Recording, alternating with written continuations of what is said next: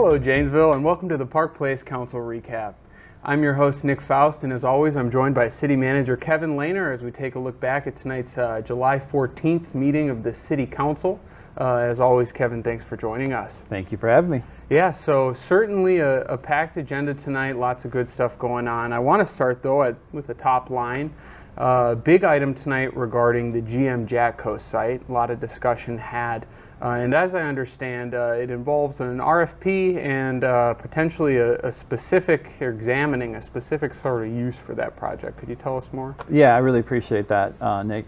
So what the council voted on tonight was to approve an RFP. An RFP is a request for proposal process, and it was for a potential data center site. And so the reason why we came forward with that, and to make sure that the public was informed that this was being reviewed, is that since the acquisition process for those properties have started and some of those properties have become city owned, we've had inquiries from a couple of different data center developers. Mm-hmm. And so it was a welcome surprise to us to have that level of interest.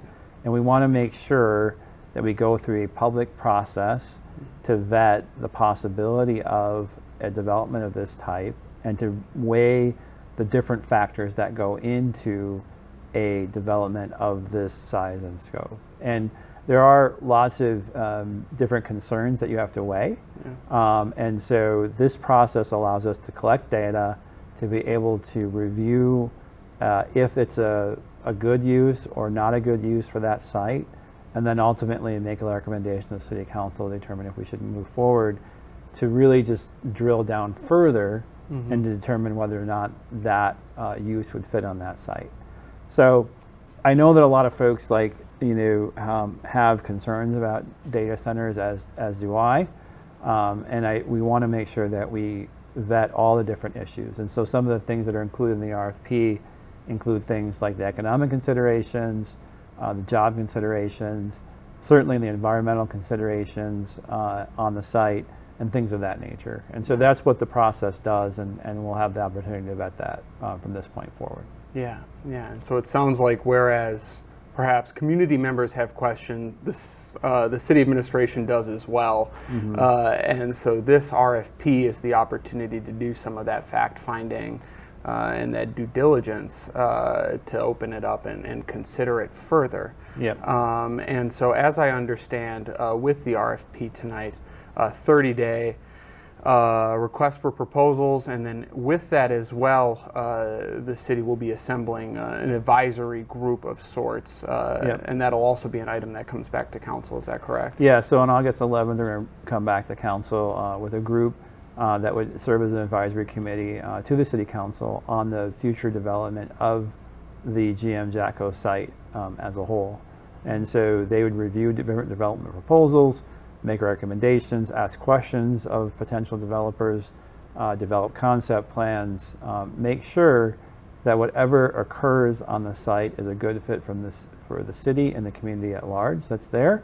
And so that's what the intention of that is to do as well. So it follows a similar examples that are across the country, where mm-hmm. you have a particular site that is a challenging redevelopment site, and to have a group of stakeholders be able to review and vet and collect additional information before the City Council and the Plan Commission and all that process gets kicked off. And so that's the next step in this process of the redevelopment. Yeah. So certainly the beginning of a process that will take place over, it sounds like, some time. Yep. And continued discussion between the administration, the council, and the communities.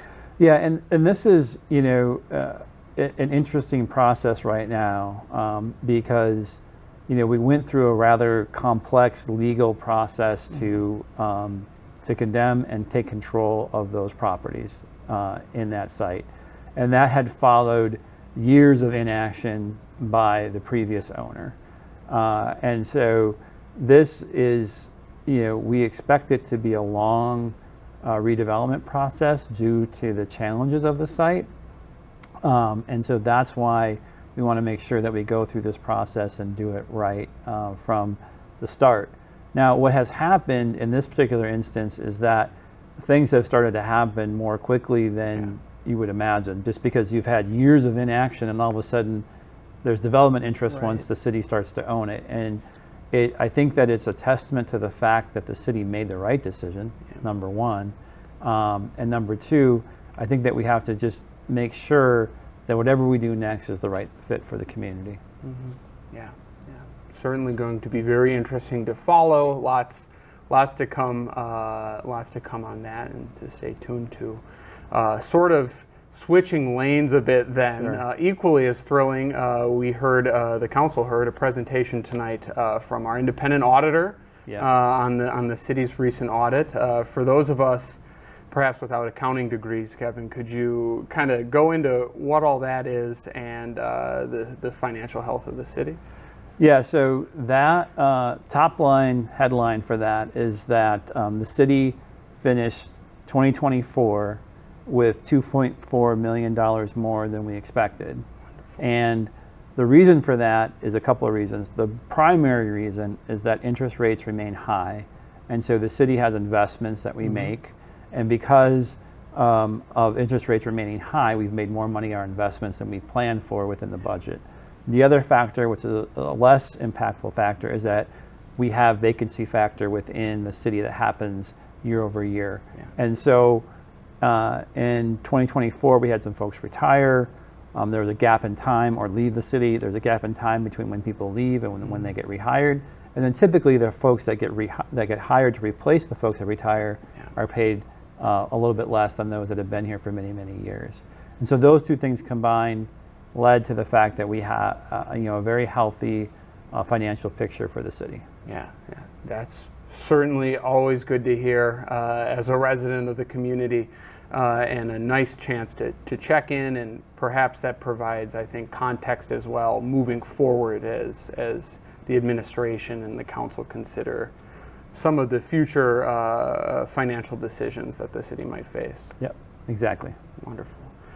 And then kind of the last item I wanted to talk about, it's actually a bit of a preview is what it functions as, is the council had a first reading and set a public hearing for an alcohol ordinance amendment, specifically related to the Woodman Sports and Convention Center, a big project that's coming up that has a lot of excitement.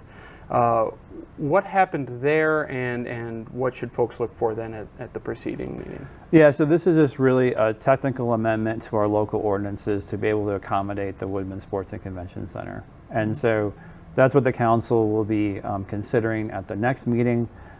It's the next logical step in the process. We had not had a sports facility and conventions facility of this type before, and part of the state law and part of the local ordinances apply to that facility. So really what this is doing is establishing the rules under which that facility must operate. It must get an alcohol license from the local community as well as one from the state.